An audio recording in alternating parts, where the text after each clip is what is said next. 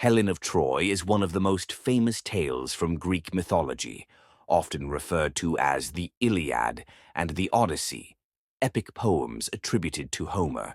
It weaves themes of love, betrayal, war, and heroism. Below is a detailed recount of her story.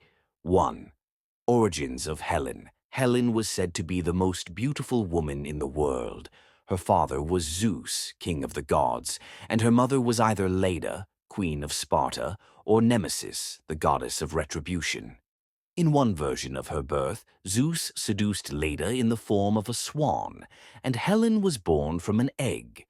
Helen had several siblings, including the famous twin brothers, Castor and Pollux, and her sister Clytemnestra, who would later marry King Agamemnon of Mycenae. 2. The suitors and marriage to Menelaus. Helen's extraordinary beauty attracted many suitors from across Greece, and her mortal father, Tyndareus, faced the challenge of choosing among them. To avoid conflict, Odysseus, one of her suitors, proposed a solution. All the suitors would swear an oath to support and protect the man Helen chose as her husband, no matter what. Helen eventually chose Menelaus, the king of Sparta, as her husband. They had a daughter named Hermione. For a time, Helen lived peacefully as queen of Sparta. 3. The judgment of Paris. Helen's fate took a drastic turn with the infamous judgment of Paris. The gods were hosting a banquet, and the goddess Eris, the personification of strife, threw a golden apple inscribed with the words, "To the fairest." The goddesses, Hera, Athena, and Aphrodite, all claimed the title. They asked Paris, a prince of Troy, to decide who deserved the apple. Each goddess offered Paris a bribe. Hera promised power, Athena promised wisdom and victory in battle, and Aphrodite promised him the love of the most beautiful woman in the world, Helen. Paris chose Aphrodite, thus dooming Troy. 4. The abduction of Helen. Helen's abduction, or elopement, depending on the version, happened when Paris visited Sparta on a diplomatic mission. Some accounts say that Aphrodite made Helen fall in love with Paris, while others suggest that Paris abducted her by force.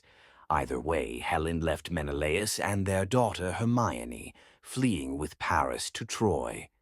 This act was seen as an unforgivable insult to Menelaus and his brother Agamemnon, king of Mycenae. The violation of the sacred bond of marriage and the betrayal of guest friendship, known as xenia in Greek, set the stage for war. 5.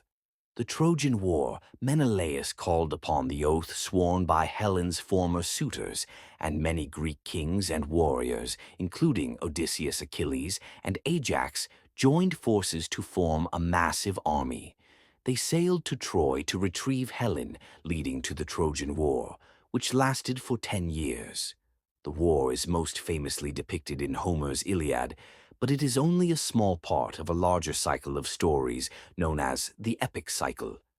The Iliad does not focus much on Helen's role in the war, but more on the battles and the great heroes like Achilles.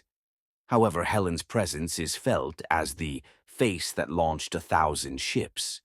During the war, Helen lived in Troy as Paris's wife. Accounts differ on her feelings toward her new life.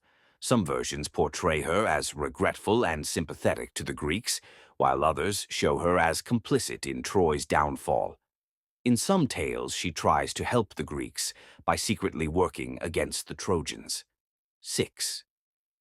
The fall of Troy. The war came to a dramatic end with the Trojan horse, a cunning ruse devised by Odysseus.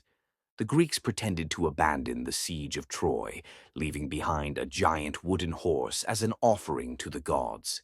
The Trojans brought the horse into the city, not knowing that Greek soldiers were hidden inside. That night, the Greeks emerged from the horse, opened the gates, and destroyed Troy from within. Paris had already been killed by this point, and the city fell. Menelaus, reunited with Helen, nearly killed her in his anger. However, her beauty caused him to hesitate, and instead he took her back to Sparta. 7. Helen's later life. After the war, Helen and Menelaus returned to Sparta, where they ruled together once more. In Homer's Odyssey, Helen appears as a queen, living a relatively peaceful life with Menelaus. When Telemachus, the son of Odysseus, visits them in search of news about his father, they warmly welcome him. Helen shows some remorse for her role in causing the war, though the exact nature of her feelings varies depending on the version of the story. In some later myths, Helen is said to have been deified after her death, while other versions suggest that she spent her last years in peace with Menelaus in the Elysian Fields, a paradise reserved for the blessed dead. 8. Interpretations of Helen's story has been interpreted in many different ways throughout history. She is often seen as a symbol of the destructive power of beauty and desire.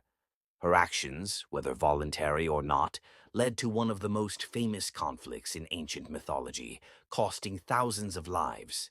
Some see Helen as a passive victim, manipulated by the gods and men around her, while others portray her as a femme fatale, consciously wielding her beauty and charm. In Greek drama, Helen is sometimes depicted sympathetically, as a woman who regrets the harm caused by her beauty. The poet even wrote an alternative version where Helen never went to Troy, and a phantom created by the gods took her place, while the real Helen waited in Egypt during the war. Conclusion. Helen of Troy remains an enigmatic figure in mythology, embodying themes of love, war, fate, and divine intervention. Her beauty was her blessing and her curse, and her story has resonated through literature, art, and culture for millennia.